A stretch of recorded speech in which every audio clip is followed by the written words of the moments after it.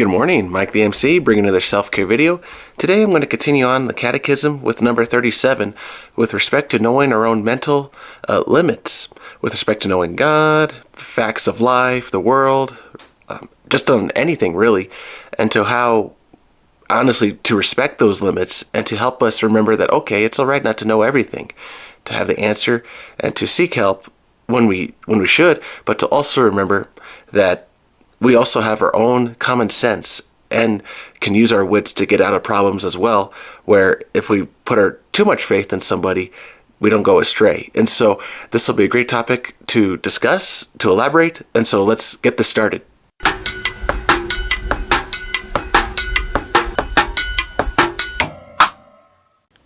So here's number 37 from the Catechism with respect to knowing the limits of our mind, knowing God and other truths. It's a long one, but bear with me. It'll be worth the read. 37. In the historical conditions in which he finds himself, however, man experiences many difficulties in coming to know God by the light of reason alone. Though human reason is, strictly speaking, truly capable by its own natural power and light of attaining to a true and certain knowledge of the one personal God who watches over and controls the world by his providence, and of the natural law written in our hearts by the Creator. Yet, there are many obstacles which prevent reason from the effective and fruitful use of this inborn faculty. For the truths that concern the relations between God and man wholly transcend the visible order of things, and if they are translated into human action and influence it, they call for self-surrender and abnegation. The human mind, in its turn, is hampered in the attaining of such truths, not only by the impact of the senses and the imagination, but also by the disordered appetites which are the consequences of original sin. So it happens that man in such matters easily persuade themselves that what they would not like to be true is false, or at least doubtful. Thank you for listening to that long paragraph, but it's worth the read because it really puts to light that as people, we want to, I guess, naturally have this instinct to be right, to prove others wrong, that because I am the smartest, you gotta bow down to me, listen to my mind.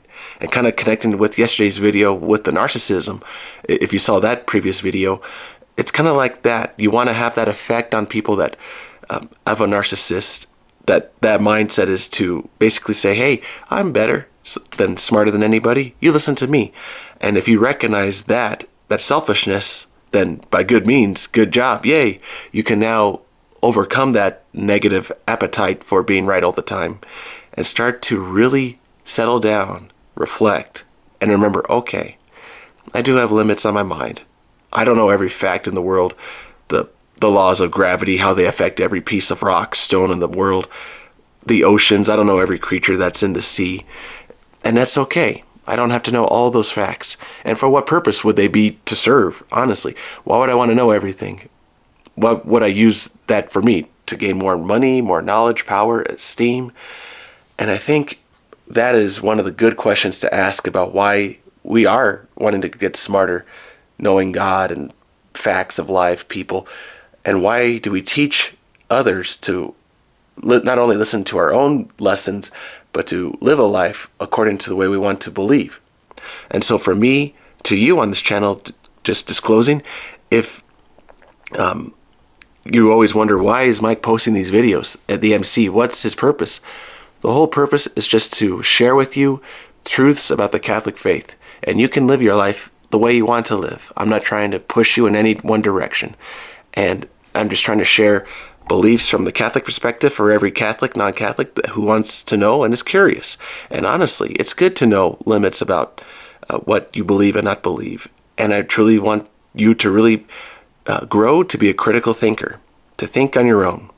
Because there are too many people that try to persuade us to live a life that might either actually destroy our families, our marriages, lead to divorce, etc. because we just had some doubt in ourselves that we did not want to play on something that was true, that we knew it was true, but we had to get someone else's word to say, oh, do this otherwise. You could go and cheat. You can go and do these horrible things in your life, just as long as no one catches you. How many times have we done that to where we took the wrong advice from somebody else that we knew he may not be the right thing to do, and because of that, everything else around us fell down. I've been guilty of that myself in many ways where, yeah, I took the wrong advice and I got in trouble because I was like, oh, I should have just followed my gut. I should have trusted to what I believed. And so connecting that to this connection with God and the Catechism, how can you trust yourself? How can you know, okay, I have no knowledge of this item that we're talking about, this knowledge.